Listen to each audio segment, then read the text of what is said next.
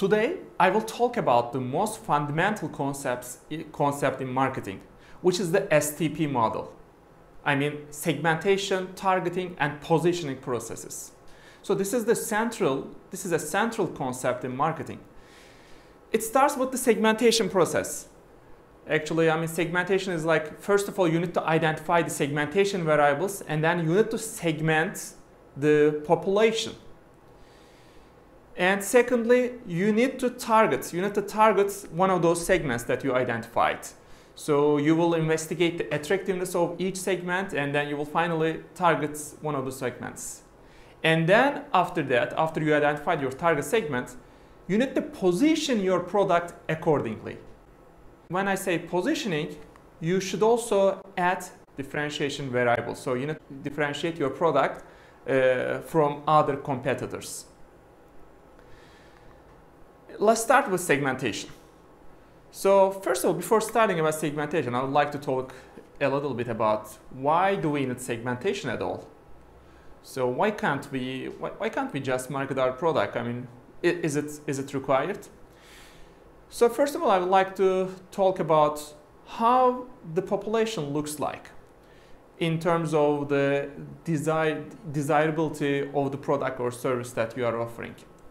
First of all, the target population might be homogeneous, which means that every person in the population has the same, has the same desires, has the same demands, wants, needs. So you can say there are homogeneous people.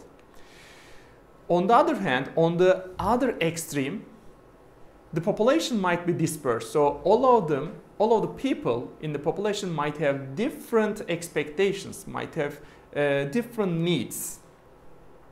And another one is the population might be clustered, which means that there are some people who are similar to each other that we can cluster those people, we can make a set from those people, and there are some other people, and all the sizes and expectations and needs of those clusters are different from each other. So these are the basic assumptions in segment marketing.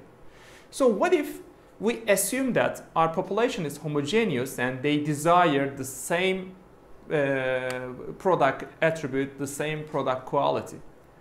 What will happen at the end is, I mean, if it is already homogeneous, I mean, they will desire the same product. But if they expect different stuff, then we will have then their expectations will not be met, and then the consumers will not be satisfied with our product. Let me give you an example about why we need segmentation.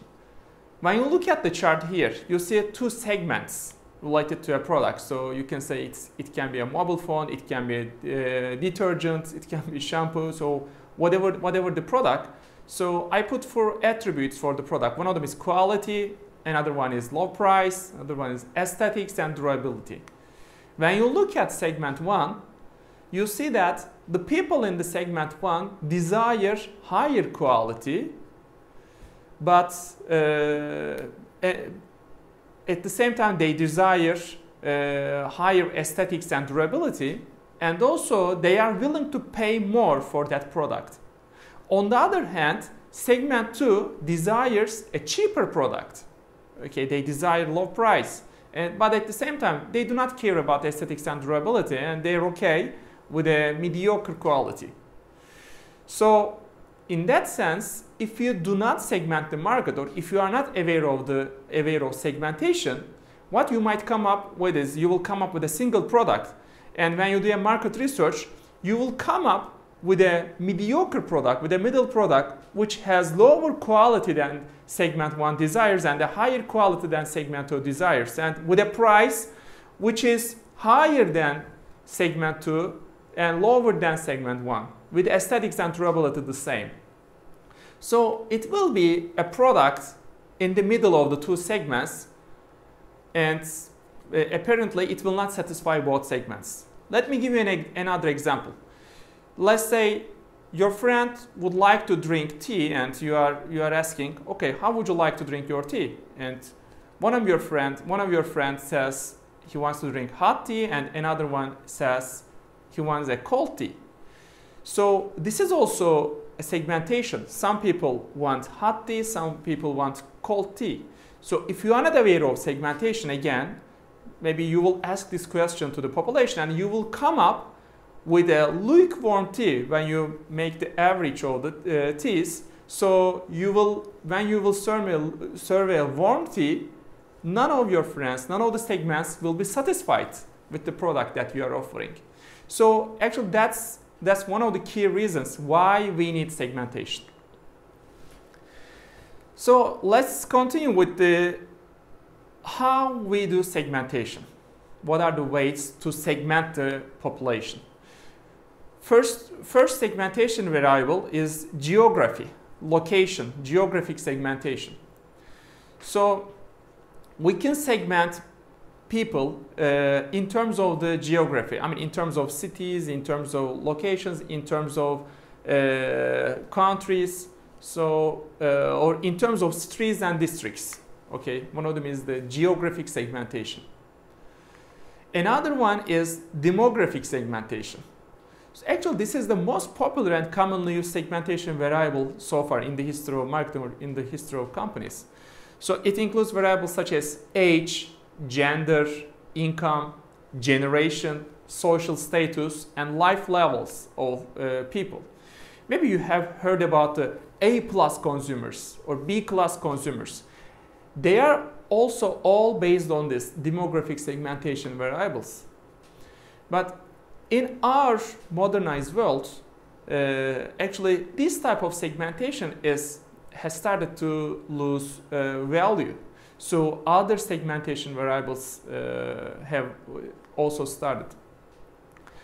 One of them is behavioral segmentation.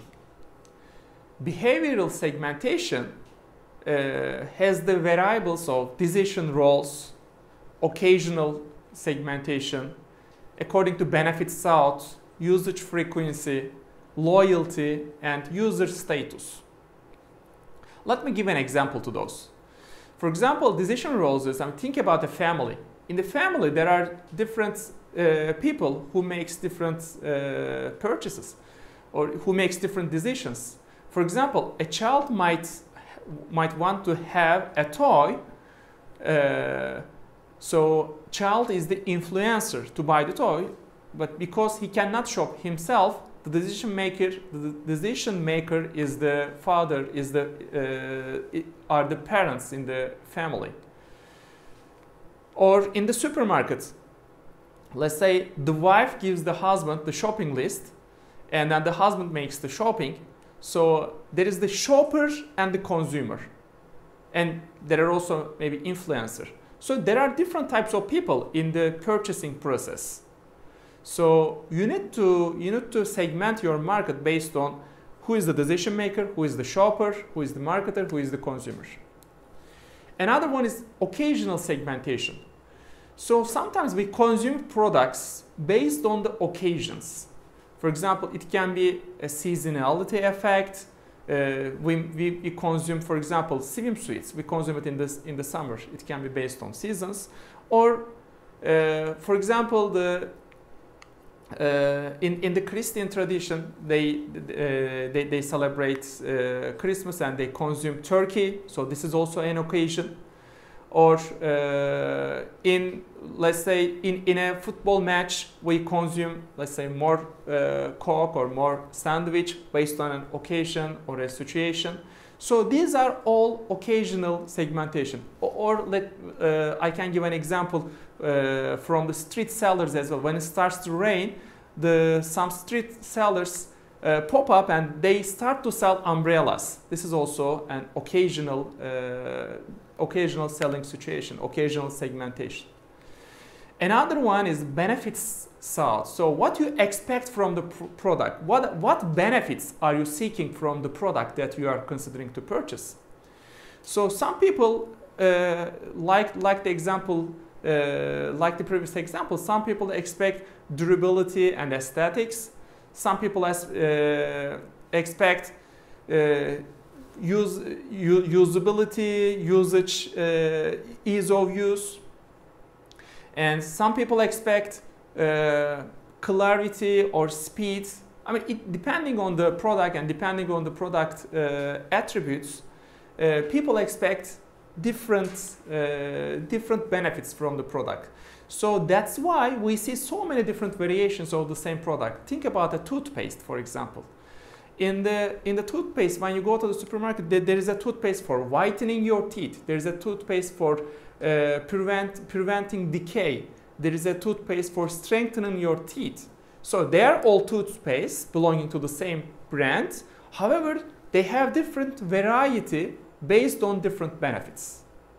Another behavioral segmentation variable is the usage frequency. So this means that you segment your users based on their usage level. For example, there are heavy users of your product. There are medium users, there are light users of the product.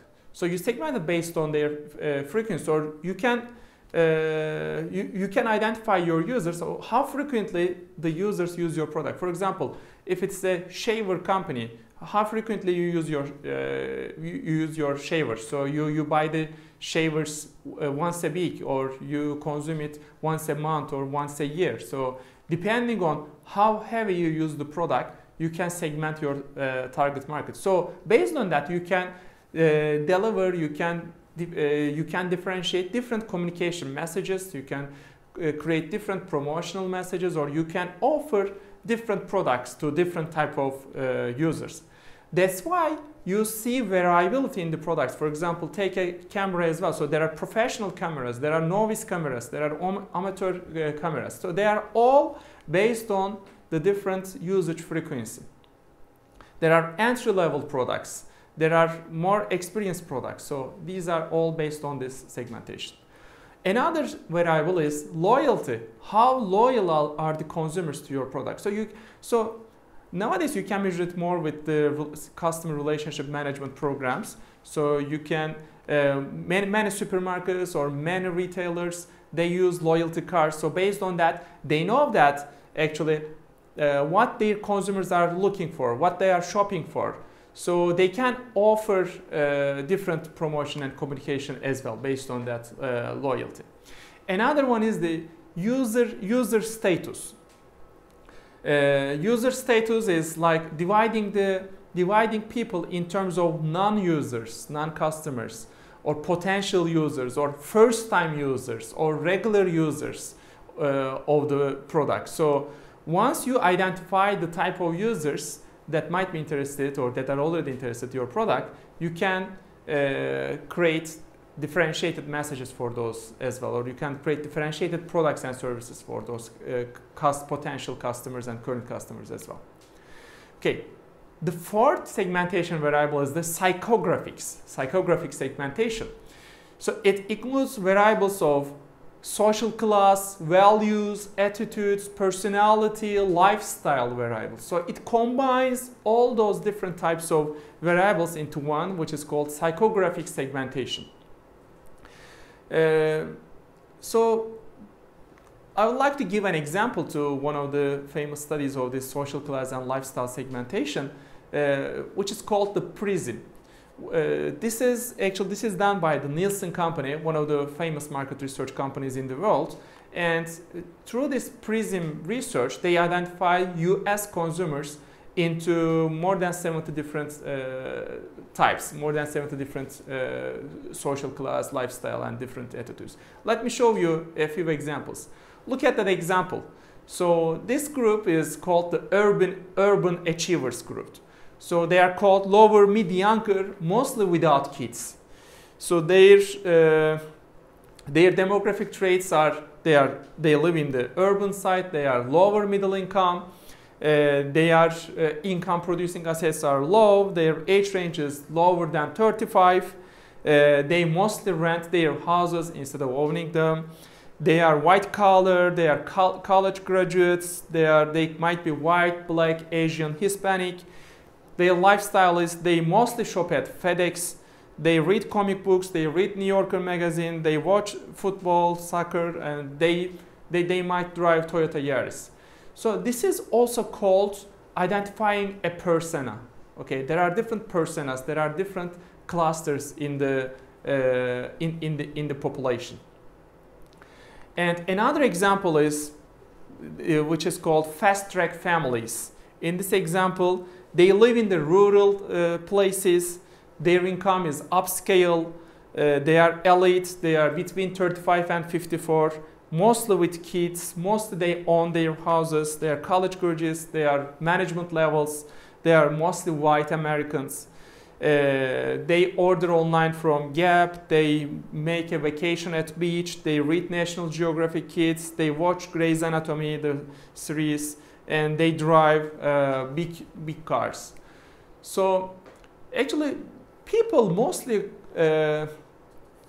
mix the psychographic variables with the behavioral variables. The difference between those is psychographic variables is more like the lifestyle and social class. So they are measured by making surveys, by observing people's lives, creating personas, as I told you.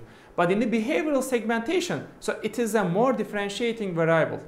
So think about the case when you buy a gift for your parents and when you buy a gift for your girlfriend or boyfriend. So you will see that depending on your role, you have different expectations from your purchasing decision.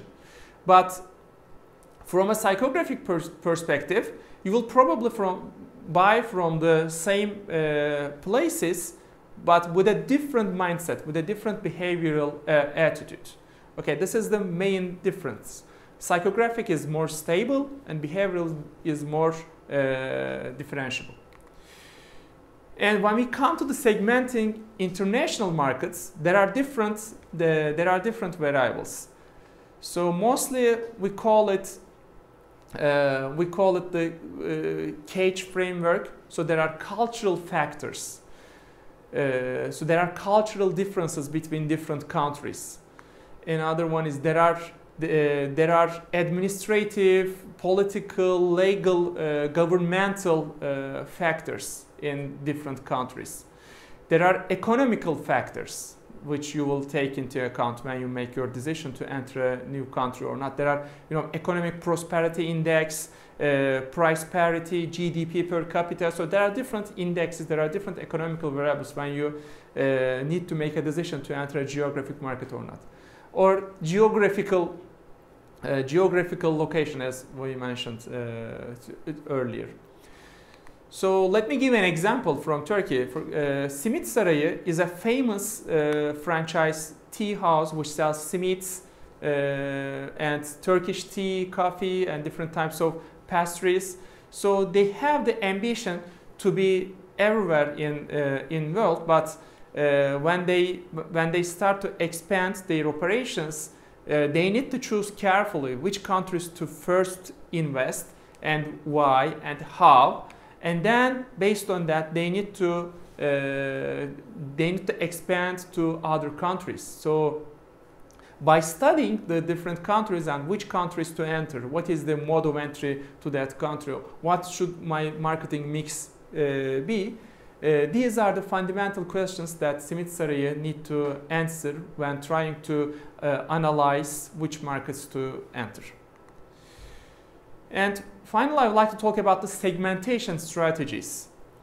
So as I mentioned earlier, if the company sees the market as homogeneous, or if the company do not have much resources, or they believe that their